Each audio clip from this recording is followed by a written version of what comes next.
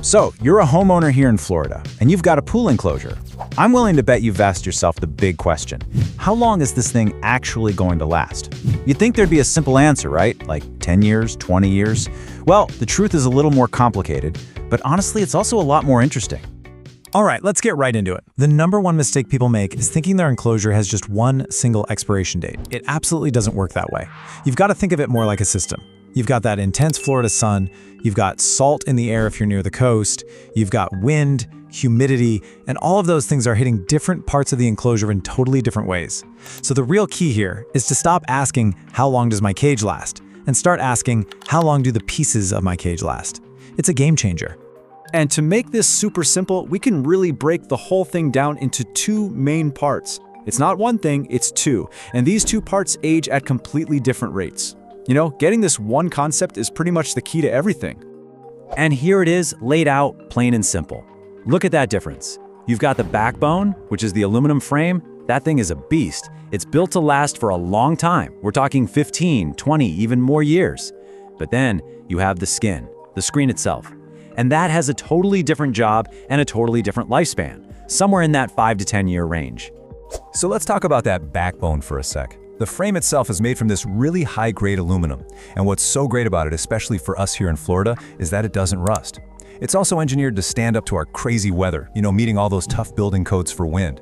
So yeah, maybe after 20 years the paint might not look brand new, but the frame itself, that structural part that keeps everything standing and keeps you safe, it's gonna be rock solid. I absolutely love this analogy because it just clicks. The screen is like the tires on your car. I mean, think about it. The tires are meant to take a beating from the road every single day, right? They're designed to wear out so the expensive parts of your car don't have to.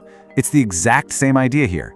The screen takes the hit from the sun and the rain day in and day out. So having to replace it every so often isn't a sign that something's wrong.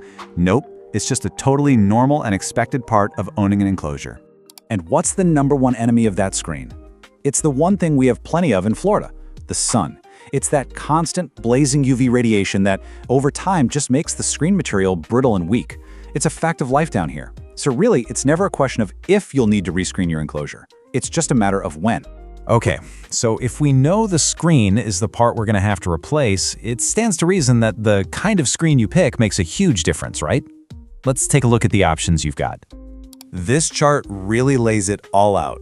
Your basic choice is a fiberglass screen. You can get it in a standard weave or that super tight no-seam weave to keep out the little gnats. And it's a great option. It's affordable, lets the breeze through, but you're probably looking at replacing it in about 5 to 7 years. Now, if you want to upgrade, you can go with a polyester screen, which a lot of people call super screen. And that stuff is a whole different animal. It's way more durable, and you can easily get 10 years, maybe even more out of it.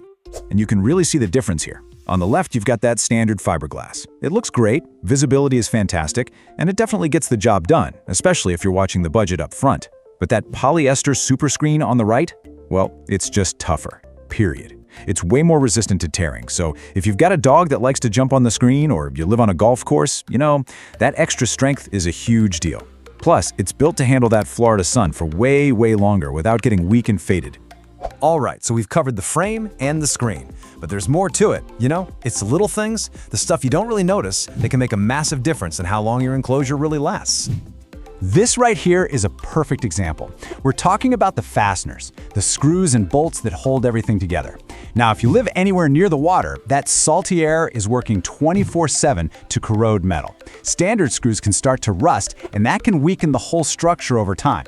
That's why upgrading the stainless steel fasteners is such a no-brainer in coastal areas. It's a small thing, but trust me, it's a huge deal for the long-term health of your enclosure.